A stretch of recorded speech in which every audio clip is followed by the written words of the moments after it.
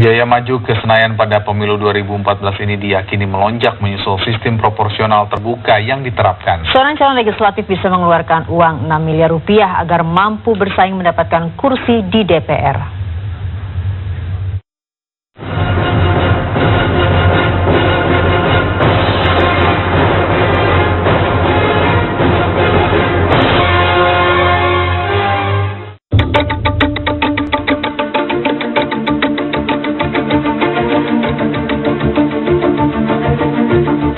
Ada uang, pintu Senayan rasanya jauh dari jangkauan.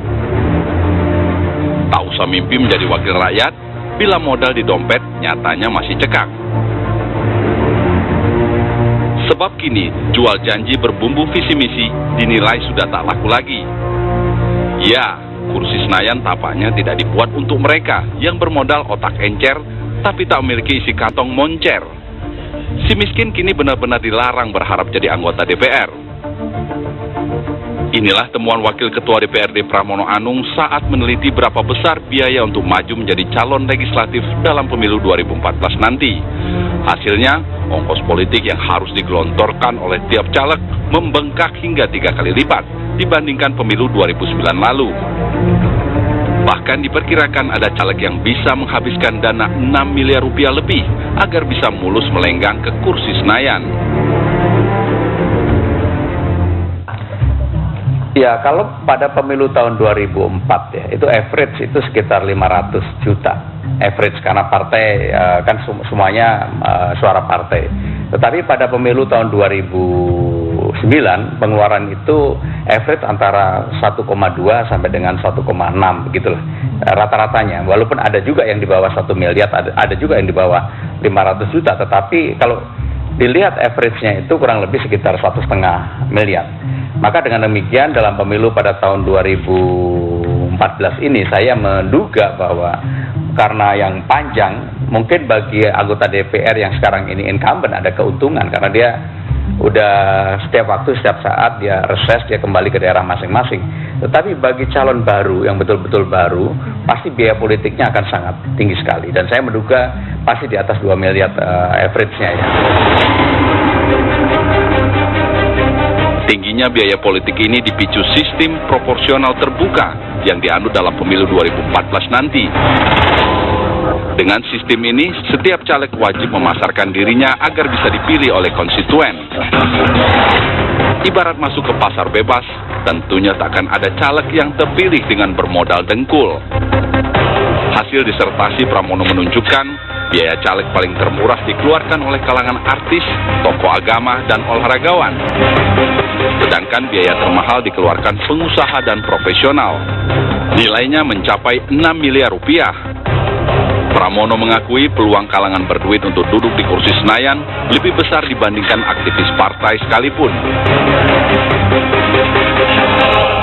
Kan sekarang ini banyak aktivis partai yang tidak punya uang. Karena dia tidak punya uang, maka peluang untuk menjadi anggota legislatif lebih kecil dibandingkan dengan orang yang sama sekali tidak pernah masuk partai. Begitu pemilu pada berlangsung, dia sudah mengumpulkan uang di luar, pasti kesempatannya akan lebih besar orang ini dibandingkan dengan orang yang bertahun-tahun, mungkin selama hidupnya dia menjadi pengurus partai. Pasti peluangnya akan lebih besar orang yang punya uang.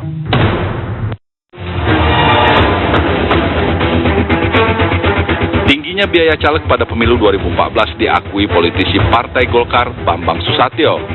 Setidaknya dirinya telah menyiapkan dana 1 miliar rupiah lebih untuk kembali maju menjadi wakil rakyat.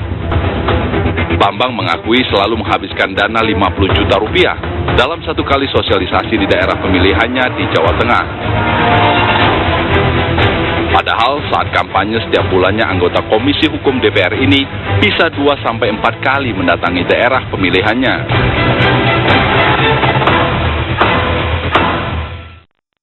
Kalau mengacu pada pengalaman saya setiap turun itu rata-rata paling nggak harus menyiapkan 50 juta sekali turun. Ya. Nah sekarang ini tidak laku, kita hanya menjual visi misi atau katakanlah kita ngecap akan berbakti bagi bangsa negara, bagi daerah ini. Itu mereka bilang bullshit lah, sekarang yuk kesini bawa apa? Itu adalah pertanyaan mereka. Jadi memang masyarakat kita sangat pragmatis sekali.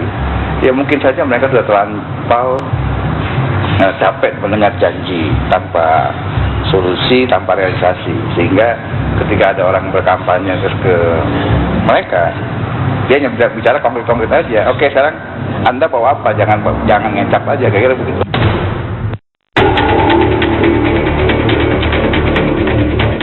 Dari rincian Bambang, pos pengeluaran terbesar ada pada pembuatan alat peraga seperti baliho, spanduk, umbul-umbul, hingga kaos.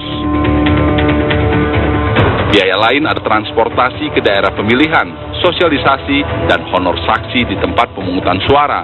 Karena itu, besaran biaya dipengaruhi oleh daerah pemilihan. Untuk dapil di luar Jawa pastinya akan menguras anggaran lebih besar. Saleh Hussein, caleg dapil Nusa Tenggara Timur menjelaskan, membengkaknya dana memang tidak bisa dihindari. Saleh pun telah mengeluarkan biaya terbilang besar untuk transportasi dan atribut partai.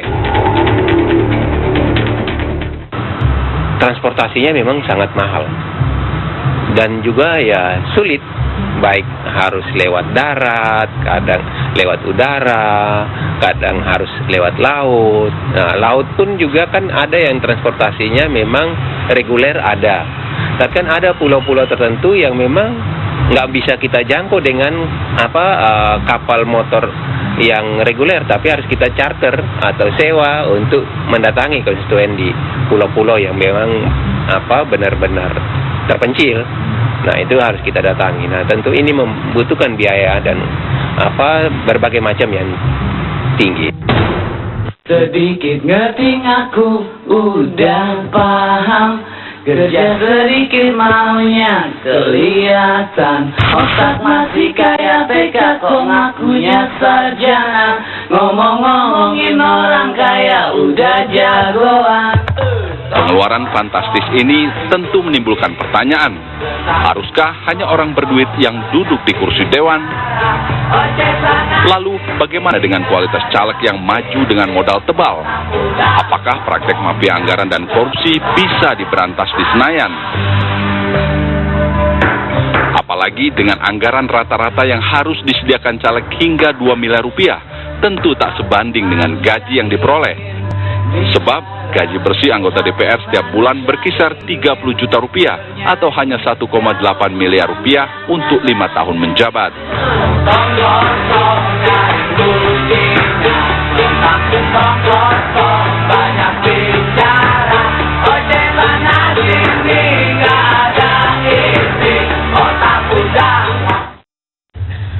Lalu bagaimanakah peta politik poros tengah dari partai berbasis Islam? Kami akan hadirkan perbincangan